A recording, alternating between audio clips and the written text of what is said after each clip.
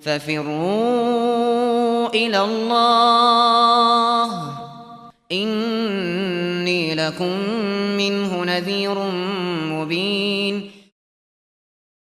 Bismillahirrahmanirrahim. Alhamdulillahi rabbil alamin. Wassalatu wassalamu ala al-mabuthi rahmatan lil alamin. Nabiyyina Muhammad wa ala alihi wa sahbihi wa man tabi'ahum bi ihsanin ila yaumiddin, amma ba'd. Kaum muslimin dan muslimat, para pendengar dan para pemirsa dimanapun Anda berada, Assalamualaikum warahmatullahi wabarakatuh. Ayat yang ke-46 dari surah Al-Kahfi. Salah satu dari bekal-bekal penting dan pijakan yang membangun kehidupan seorang hamba. Itu adalah firman Allah Subhanahu wa taala, A'udzu billahi minasyaitonir rajim. Al-malu wal banuna zinatul hayatid dunya wal baqiyatus salihatu khairun inda rabbika thawaba wa khairun amala. Harta dan anak-anak adalah perhiasan kehidupan dunia. Sedangkan amalan yang kekal lagi salih, itulah yang paling baik balasannya di sisi Rabbmu dan yang paling baik untuk diharapkan. Ayat yang mulia ini di konteks penyebutan tentang hakikat dari kehidupan dunia.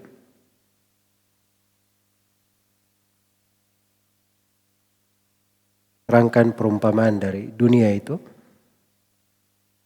dan di beberapa ayat sebelumnya Allah perintah kepada nabinya, wasbir nafsaka ma'al ladzina yad'una rabbahum bil ghadati wal asyi yuriduna wajha. Sabarkanlah diri engkau bersama orang-orang yang beribadah kepada Rabbnya pagi dan petang, karena menghendaki wajah Allah, wajah Rabb mereka. Kemudian datang di penjelasan, al-malu wal banuna zinatul hayatid dunya. Harta dan anak-anak itu adalah perhiasan dunia. Itu adalah hal yang dihiaskan, dibuat cantik, dibuat bagus di dalam kehidupan dunia. Itu semana dengan firman Allah Subhanahu wa taala, zuyyina lin-nasi hubbus syahawati minan nisa'i wal banin wal qanatiril muqantarati minad dhahabi wal fiddati wal khailil musawwamati wal an'ami wal harth. Dzalika mata'ul hayatid dunya. Telah dihiaskan, telah dipercantik untuk manusia cinta kepada syahwat-syahwatnya, dari para perempuan, anak-anak, harta yang berlimpah berupa emas maupun perak, hewan-hewan ternak, kebunan.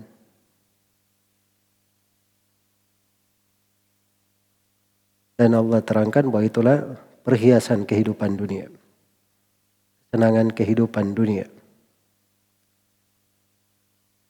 Itulah hakikat dari apa yang berada di tangan kita, apa yang berada kita miliki. Itu namanya harta, itu ada namanya anak-anak dan keturunan. Itu bukan hal yang kekal, itu hal yang sementara, dan perkara yang bisa diharapkan. Tapi Allah jelaskan apa yang diharapkan itu. Apa yang harusnya kita berlomba-lomba untuk meraihnya.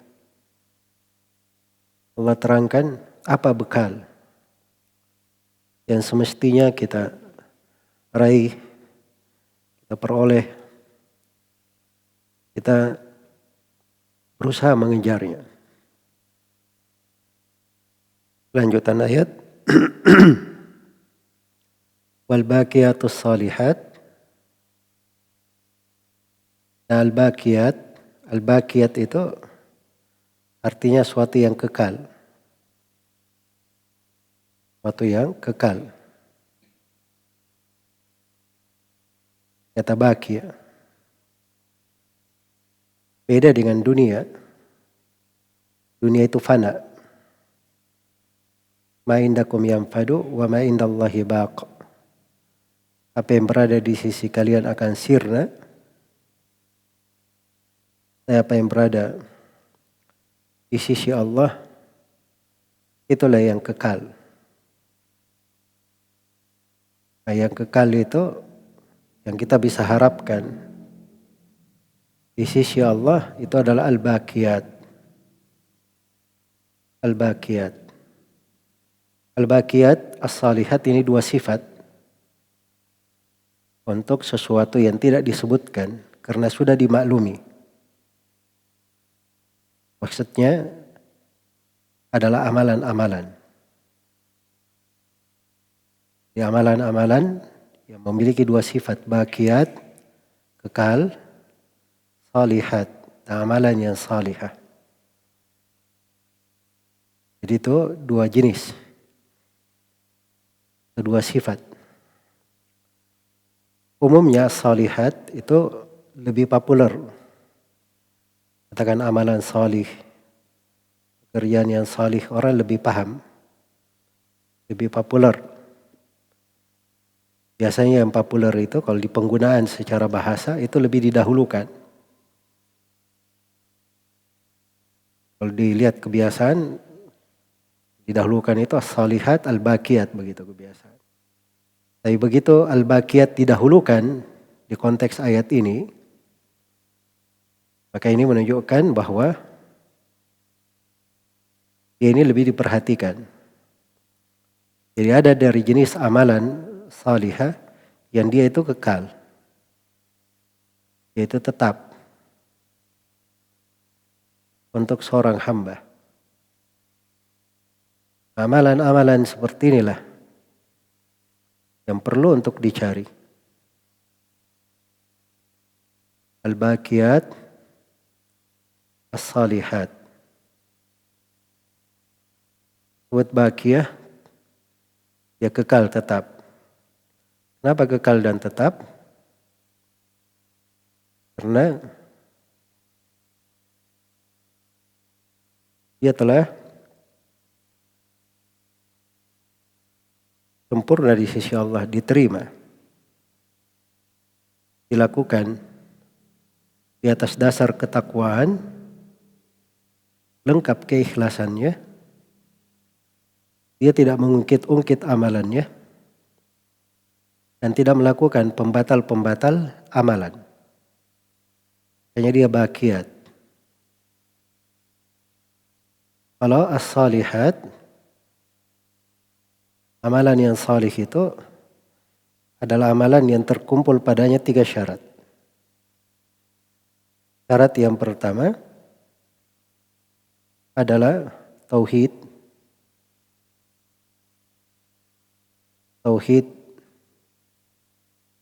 Dan syarat yang kedua ikhlas. Dan syarat yang ketiga apa yang mencocoki sunnah Rasulullah Sallallahu Alaihi Wasallam. Jadi itu 3 syarat. Al-baqiyat as-salihat ini itulah jalan yang mengantar kepada segala kebaikan. Nah itu dikatakan khairun inda rabbika thawaba. Yang paling baik Itu sigah tafdil. Kalau katanya akhyaru, paling baiknya. Jadi buang alifnya, kemudian terjadi iklab di wazannya, menjadilah dia khairun. Jadi khairun itu sigah tafdil. Artinya yang paling baik. Lebih baik. Inda rabbika, di sisi Rabbmu. Sebutkan al-indiyah menunjukkan keutamaan pahala. Dia sesuatu berada di sisi Allah, bukan di mana-mana. Tapi dia di sisi Allah. Hal yang tetap di sisinya. Berada di sisinya. Dan hadir di sisinya. Inda rabbika tawaban. Paling baik di sisi Rabbmu pahalanya, pembalasannya. Wa khairun amala. Dan yang paling baik untuk diharapkan. Iya. Jadi kalau harta dan anak-anak itu bukan hal yang paling baik diharapkan. Kecuali kalau dia terpoles dalam al-baqiyat as-salihat. Misalnya harta dia infakkan, dia sedekahkan. Itu artinya sudah menjadi amalan salih. Hanya Nabi SAW suatu hari beliau pernah menerima hadiah seekor kambing. Kemudian beliau perintah agar supaya kambingnya disembelih. Dan kambing itu dibagikan. Maka Aisyah radhiyallahu anha membagikan seluruh dari kambing itu kecuali pahanya. Karena Nabi SAW bertanya kepada Aisyah, "Wahai Aisyah, apakah ada dari kambing itu yang tersisa?" Kata Aisyah, "Ya Rasulullah, masih tersisa pahanya." Kata Nabi SAW, "Tidak, bahkan seluruhnya tersisa. Kecuali pahanya." Karena apa yang disedekahkan, itulah hakikatnya yang baqiyah, yang tersisa, yang kekal. Adapun yang dimakan, semua orang tahu apa yang dimakan, masuk ke dalam perut, kemudian berubah menjadi apa yang sudah dimaklumi. Iya. Demikian pula kalau dia berwakaf dari amalan jariah. Anak, kalau anaknya adalah anak yang salih, itu yang mengalir pahala untuknya. Jadi harta dan anak-anak itu tidak masuk di dalam al-baqiyat as-salihat, tidak masuk dalam hal yang diharapkan dari pahala dan diharapkan untuknya pada hari kiamat. Kecuali kalau dipoles dalam amalan salih. Iya. Al-baqiyat as-salihat ini ada silang pendapat di dalam menafsirkannya di kalangan para ulama ahli tafsir. Ada 4 pendapat disebutkan oleh Ibnu Jarir At-Tabari, Ibnu Katsir, Al-Baghawi, dan selainnya dari para ulama ahli tafsir. Itu disimpulkan oleh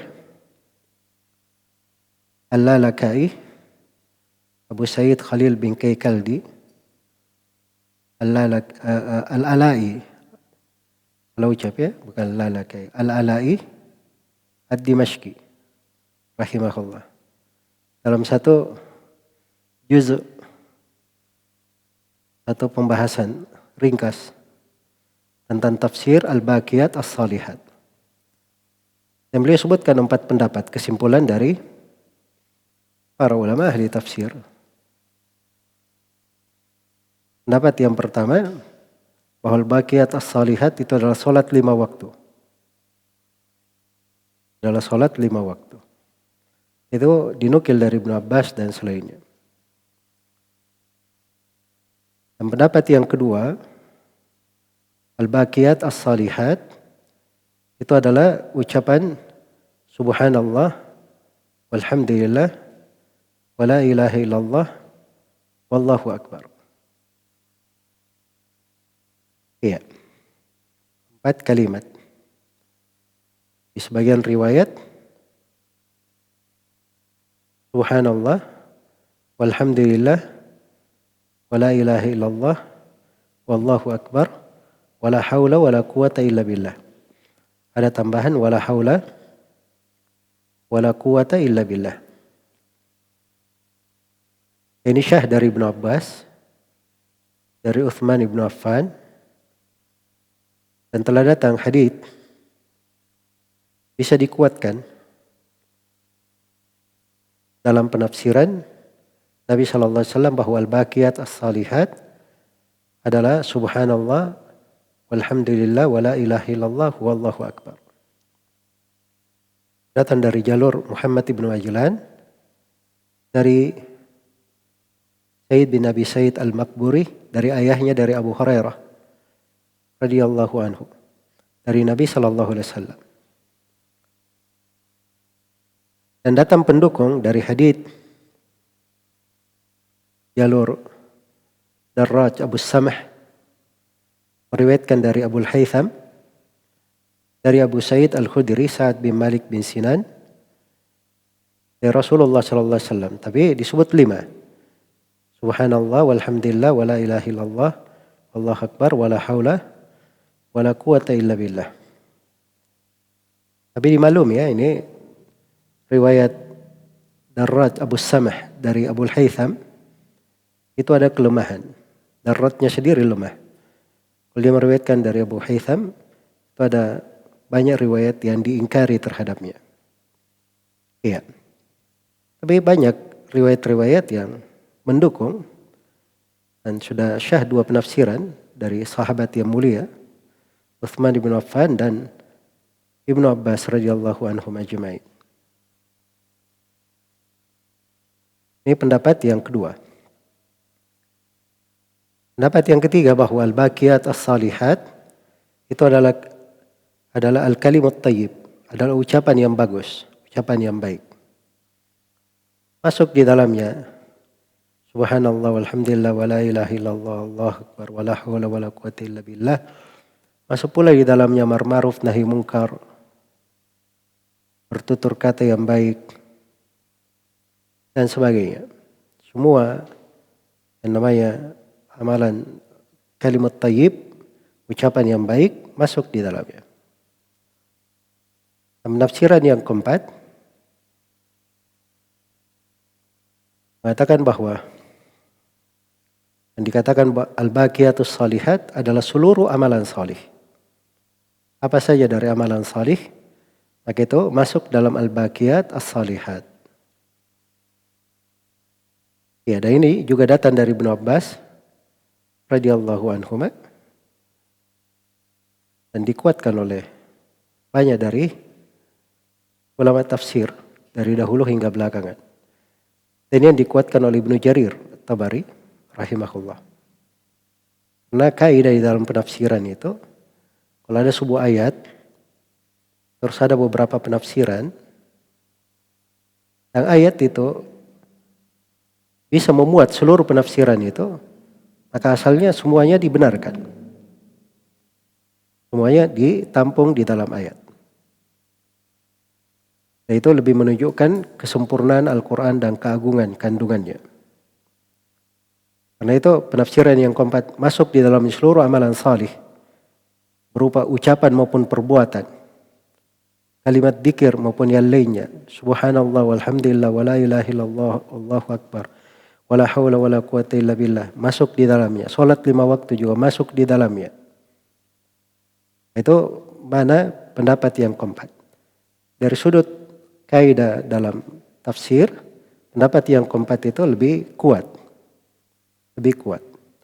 Hanya saya pendapat yang kedua itu perlu diperhatikan ya, sebab telah syah hadits dari Nabi sallallahu alaihi wasallam menafsirkan khusus al-baqiyatus salihat pada kalimat subhanallah walhamdulillah wala ilaha illallah wallahu akbar. Dan di riwayat Utsman bin Affan beliau tambah la haula wala quwwata illa billah, dan di hadits yang lemah dari Abu Sa'id Al-Khudri. Iya. Karena keagungan 4 kalimat ini bersama la haula wala quwwata illa billah datang di dalam keutamaannya banyak hadits dari Nabi sallallahu alaihi wasallam di berbagai konteks riwayat. Nah itu Arabi yang belum pandai sholat itu, belum mengerti bacaan-bacaan sholat, itu hanya disuruh membaca subhanallah walhamdulillah wala ilaha illallah Allahu akbar wala haula wala quwata illa billah. Dan itu sudah dianggap mencukupi sholatnya. Sebab dia memang kalimat yang sangat besar. Iya. Karena itulah ini ayat yang sangat agung. Terdapat di dalamnya lahan ketaatan yang hendaknya kita berlomba-lomba. Dikata seluruh waktu dan kehidupan kita menghiasi bibir kita, lisan kita dengan subhanallah walhamdulillah wala ilaha illallah wallahu akbar wala haula wala quwata illa billah. Di saat-saat kita belajar sebagai seorang penuntut ilmu, di waktu-waktu kita makmurkan dengan menjalankan apa yang diperintah, meninggalkan apa yang dilarang, menunaikan kewajiban, menjalankan yang disunnahkan. Maka itu semuanya masuk di dalam kategori al-baqiyat as-salihat. Amalan salih yang kekal. Yaitu khairun inda rabbika thawaba. Itu yang paling baik pahalanya di sisi Rabbmu. Wa khairun amala. Dan yang paling baik untuk diharapkan. Ayat semisal dengannya di surah Maryam. Ayat ke-76. Di konteks penyebutan orang-orang yang zalim, ada di konteks penyebutan orang yang beriman bagaimana bertambah hidayah, kebaikan, dan setelahnya disebut orang-orang yang zalim. Bagaimana kesusahan untuk mereka di hari kiamat. Wa yazidullahu alladhina ihtadaw huda wal baqiyatus salihatu khairun inda rabbika thawaban wa khairum maradda. Allah menambah orang-orang yang beriman dengan petunjuk, sementara al-baqiyatus salihat itu yang paling baik pahalanya di sisi Rabbmu dan paling baik untuk engkau kembali kepadanya. Kalau seorang kembali kepada Allah di hari kiamat membawa al-baqiyat as-salihat ini, maka itulah yang paling baiknya. Itulah yang paling baiknya. Maka ini sebuah amalan salih, sebuah ketaatan. Inilah keindahan dalam beragama. Setiap dari kehidupan dalam amalan salih yang paling banyak pahalanya, sangat diharapkan, sangat berharga di hari kemudian. Demikian pula kalimat-kalimat dzikir, kalimat-kalimat yang baik, khususnya 5 kalimat subhanallah, walhamdulillah, wala ilaha illallah, wallahu akbar, wala haula wala quwata illa billah. Itu yang paling bagus untuk banyak dihidupkan. Lebih baik daripada orang bicara sembarangan, bergibah di sana sini, menyebarkan berita-berita hoax, berkeluh kesah, tidak ada gunanya, merintih yang juga tidak merubah kondisi dan keadaan. Padahal kita semuanya perlu kepada sebuah amalan, sebuah bekal yang kita harapkan jika kita kembali kepada Allah Subhanahu wa ta'ala. Maka ini ayat sangat indah untuk direnungi. Semoga Allah Subhanahu wa ta'ala memberikan kemanfaatan kepada kita semua pada apa yang kita dengarkan dari ayat-ayat dan sunnah, dan menjadikan di belakang hal tersebut berbagai pelajaran dan hikmah. Dan semoga Allah Subhanahu wa taala selalu meneguhkan kita di atas keislaman dan sunnah, kehidupan dunia ini, di sakaratul maut, di alam kubur, dan tatkala kita semua kembali kepadanya. Innahu waliyyu dzalika wal qadiru alaih, wallahu taala alam.